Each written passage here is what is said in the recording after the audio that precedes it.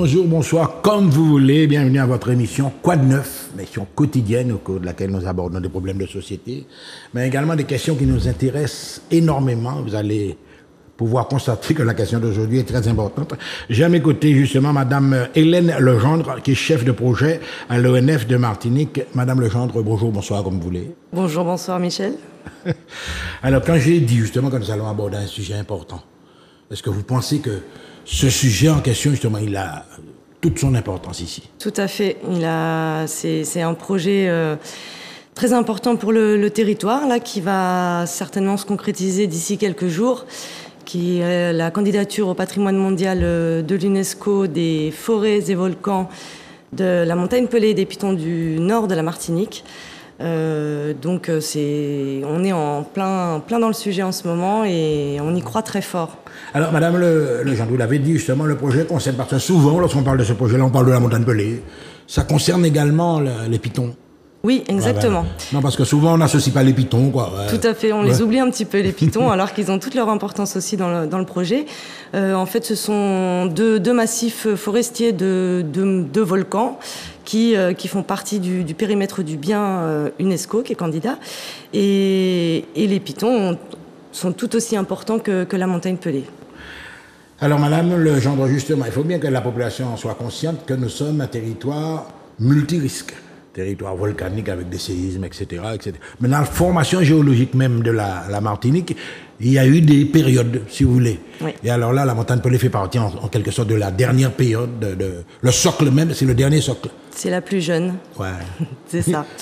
Oui, tout à fait. On est tous conscients qu'on vit sur une île volcanique avec la montagne Pelée qui est un volcan actif, qui est surveillé de très près. Mais c'est aussi toute cette formation géologique qui a fait qu'on a une biodiversité exceptionnelle sur notre île et qu'on doit préserver et s'approprier et faire rayonner au niveau mondial. C'est le but de ce projet. Alors justement, à cet effet, on va préciser quand même qu'il y a un observatoire, membre des cadets, etc., qui est là en permanence, qui nous signale. Donc là aussi, vous travaillez avec eux à certains moments? Oui, l'observatoire fait partie des partenaires du projet, de près. Avec les études qu'il mène sur les volcans. Et bon, il y a beaucoup de sensibilisation auprès du public sur le risque sismique. Même justement, concernant cet observatoire en matière de matériel, vous avez pu constater qu'il y a eu des renouvellements, parce que je l'ai connu à l'époque où c'était vraiment obsolète, avec le gros séismographe, etc. Oui, qui est encore sur place. Il est là, oui. Mais c'est un objet touristique plutôt là maintenant. Exactement. Oui. Qui devra être mis en valeur d'ailleurs, parce que c'est quand même un objet qui fait partie de la culture martiniquaise du coup. Et les technologies ayant bien évolué, effectivement, l'observatoire est doté de matériaux et de matériel très, très high-tech. Voilà. Alors là, on va entrer vraiment dans le projet. Alors la candidature, d'ailleurs, il y a eu plusieurs relances. Ouais. Faites-nous un petit peu la genèse de cette affaire. Ça a démarré Alors ça a démarré il y a combien d'années à peu près? Il y a 13 ans. À peu près. C'est Monsieur Marie-Jeanne qui était à l'initiative de cette démarche en 2010. Et au fil des années, le projet s'est concrétisé, le dossier de candidature s'est monté.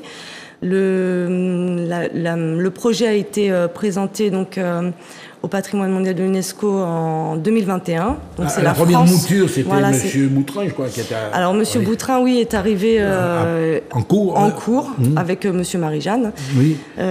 Donc il faisait partie aussi du parc naturel régional, Monsieur Boutrin à cette époque. Donc voilà, toutes ces structures ont monté le projet.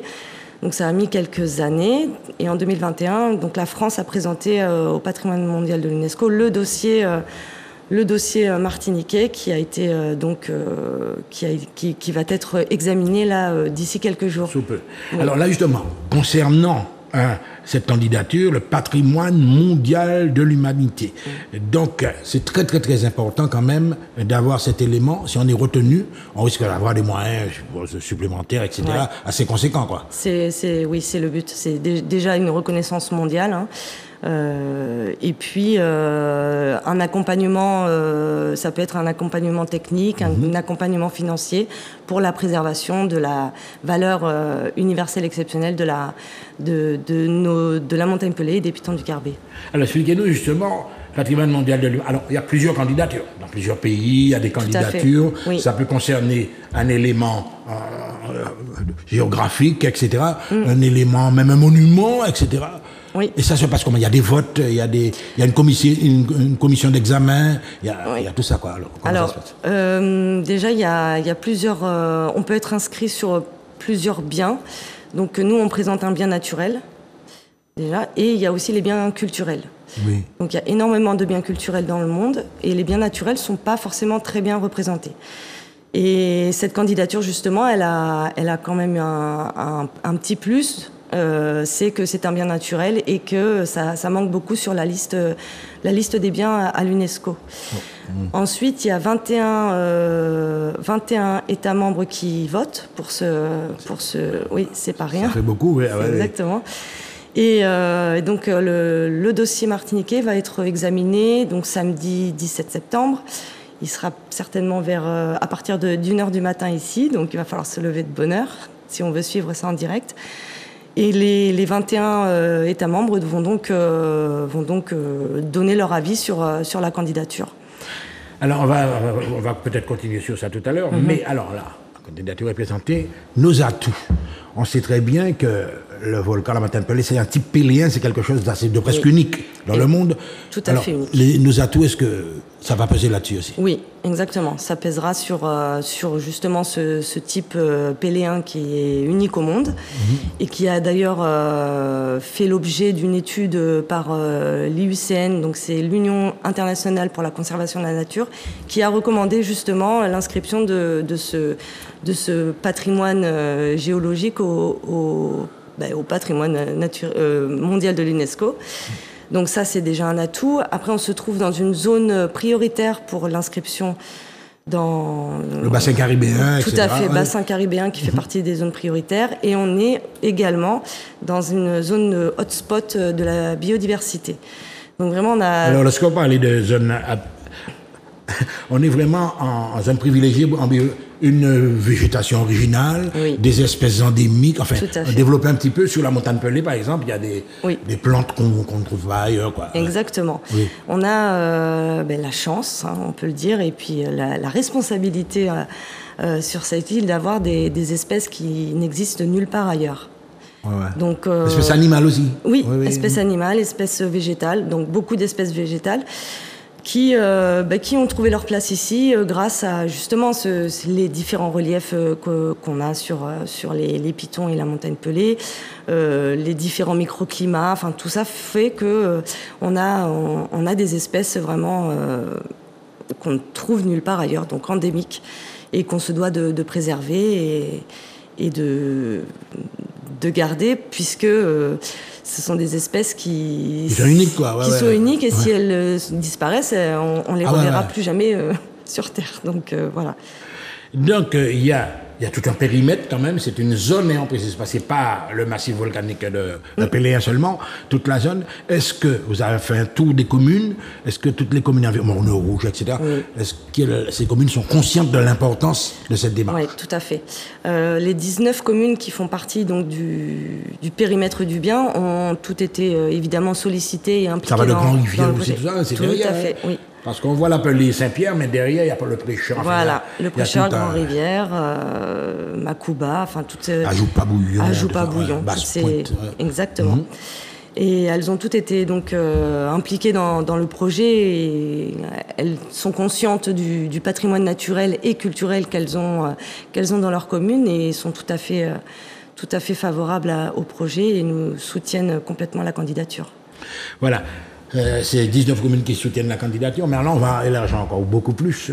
À partir du moment où la candidature est retenue, elle le sera certainement, enfin, on croise les doigts, quoi. On croise les doigts. Mais ça va demander une autre démarche, même pédagogique. Parce que, oui, au niveau des écoles, les jeunes élèves ne sont pas conscients de cette richesse naturelle qu'on a. Il faudrait peut-être revoir un petit peu je ne vais pas dire les manuels, mais l'enseignement, le contenu, quoi. Ouais. Tout à fait. C'est un des axes Des axes prioritaires du plan de gestion du bien, c'est vraiment de sensibiliser la population et passer aussi par les enfants qui sont quand même l'avenir en fait de notre planète, sur l'importance de la préservation de l'environnement et surtout en fait, leur faire connaître leur patrimoine naturel. Bien souvent, ils ne sont pas conscients qu'on vit sur une île exceptionnelle, dans des forêts exceptionnelles, avec des espèces exceptionnelles.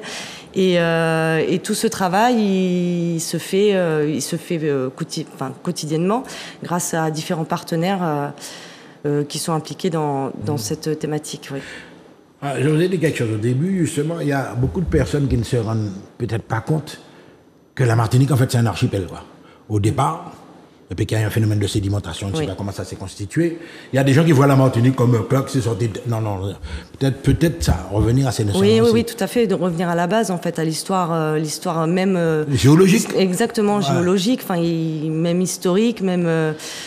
le patrimoine culturel, il est très, très, très, très présent ici, très fort, et il est important de développer, de s'approprier ce patrimoine culturel qui est très important, qui fait l'identité aussi de la Martinique et qui pourra rayonner au niveau mondial grâce à la candidature. Ouais. Alors, il y a le corollaire, bien évidemment, c'est une démarche qui est très, très, très soutenue, mais il y a le corollaire touristique, bien évidemment, il faut qu'on l'aborde là-dessus, les structures touristiques. Alors, on ne va pas, comme je vous ai dit, on croise les doigts. Hein. Mais est-ce que vous pensez qu'il faut faire une sorte de refonte de l'accueil touristique dans cette zone-là aussi? Oui. Parce que vous savez qu'il y avait de grands hôtels avant qui ont fermé, on vous a parlé certainement du Marouba, du Abaspin, Là encore, il y a une importance spéciale. Oui. C'est les structures d'accueil. Voilà. Les structures d'accueil, c'est aussi une des actions prioritaires du plan de gestion. C'est le développement de l'écotourisme, le tourisme vert, axé sur les forêts, sur le développement du nord de la Martinique. On sait très bien que la Martinique est connue au niveau touristique pour ses belles plages, mais beaucoup moins pour l'arrière-pays, qui en vaut tout autant la peine. Et des études sont en cours sont en train d'être menées pour justement faire un état des lieux de l'accueil touristique qui existe, et puis voir comment on peut développer cet accueil pour pouvoir évidemment accueillir des visiteurs futurs et les accueillir dans de bonnes conditions et leur faire découvrir les forêts. Oui, mais dans l'accueil touristique, il y a un élément très, très, très important, parce que pour le moment, on va passer dans la zone, on voit par exemple au Corbec, un pléthore d'hôtels, de restaurants, enfin, non pas d'hôtels, de restaurants. Mais justement, l'essentiel, c'est surtout de fixer le visiteur. Oui. Ouais. Oui. Et c'est là que le bas blesse. Oui, effectivement. Ouais. Dans la stratégie touristique même, c'est ça. Parce que c'est pas le tout de faire le tour et de revenir par de fois, à chaque fois. Voilà, exactement. Ouais. Mais ça dépend Alors tout ça, c'est en cours d'étude, mais ça va dépendre du touriste, en fait. Il y a des touristes qui vont venir en Martinique, qui vont faire vraiment le tour de la Martinique, et d'autres qui vont rester fixés, effectivement, à un point. Mais il faut qu'à cet endroit, il y ait des structures d'accueil pour pouvoir les fixer. Ouais. Donc c'est tout l'objectif et l'enjeu pour le développement du nord de la Martinique, oui. Développement du nord de la Martinique, on voit également qu'actuellement on peut parler justement d'une économie qui bat de l'aile un peu en matière d'emploi, de structuration, etc., de formation même des jeunes à des métiers nouveaux. On ne sait pas, est-ce que c'est... Oui. Tout ça, c'est inclus aussi dans le projet. C'est inclus. Ouais. Voilà, c'est vraiment un projet de territoire. C'est pas une mise sous cloche de la nature, pas du tout. C'est un projet de territoire pour le développement touristique, économique, social. C'est quelque chose de très, très complet, très complexe. On a beaucoup d'enjeux, beaucoup d'actions. On a une démarche qui est déjà en route depuis quelques années. On a fait de grands pas, mais ça va continuer. Ça continuera encore. Voilà, on va demander à Manuela de nous passer un petit peu cette image qui séduit déjà d'avance. OK?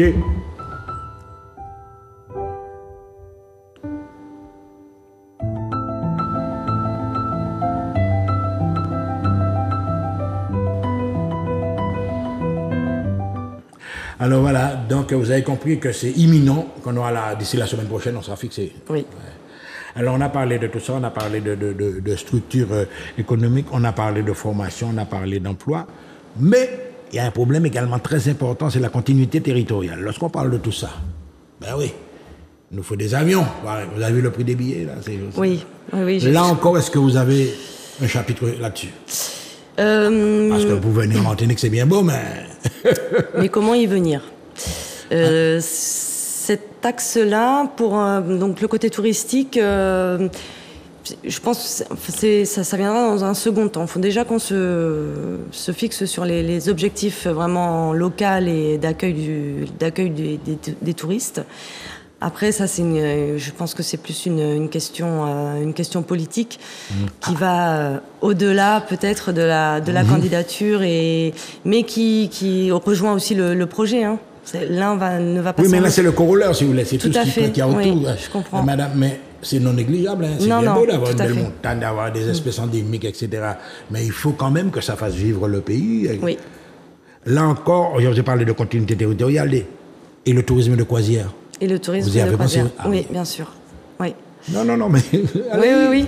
Mais on accueille déjà un bon nombre de bateaux de croisière en Martinique. Les actions se développent pour justement amener ces croisiéristes dans le Nord, leur montrer... Dans la baie de Saint-Pierre, on a souvent parlé de ça. Oui. Vous savez qu'avant, il y avait l'escale à Saint-Pierre obligée. Hein. Oui. Et puis on a abandonné ça. Oui, tout à fait. Alors là aussi, on peut réamorcer ça. Oui, bien sûr. Ça peut faire partie du projet dans un, on va dire, un moyen, voire long terme. Ouais. Mais là, ce sont des prolongements. Ce qui nous intéresse, c'est le label là-bas. C'est ça. On a quand même déjà Saint-Pierre-Ville d'art d'histoire. Oui. Si c'est vraiment inscrit, là, vous pensez que ce sera un atout fondamental pour le développement, pas de Saint-Pierre, de toute la côte Caraïbe et du Nord même. Oui, du Nord même, de la Martinique. C'est indéniable. Alors, on arrive dans la dernière ligne droite. Madame Legendre, je vous laisse parler à la population, à leur souligner l'importance de cette démarche qui est en train de se concrétiser. On vous écoute. Bah, écoutez... Regardez-les dans le blanc des yeux. Je pense que Martiniquais et Martiniquaises, vous pouvez être fiers de votre patrimoine naturel, de votre patrimoine culturel. On vit sur une île magnifique et je pense que la candidature qui va se concrétiser, on croise les doigts, va nous permettre de briller au niveau mondial et de faire découvrir la beauté de l'île et toute la préservation, enfin toutes ces thématiques qui sont très très importantes et surtout oui aussi le développement de l'île. Voilà, merci beaucoup Madame Legendre. Mesdames et messieurs, vous avez compris que c'est très très très important. Donc une inscription imminente, on croise les doigts, nous caille fait. Ça c'est à nous ça. À très bientôt.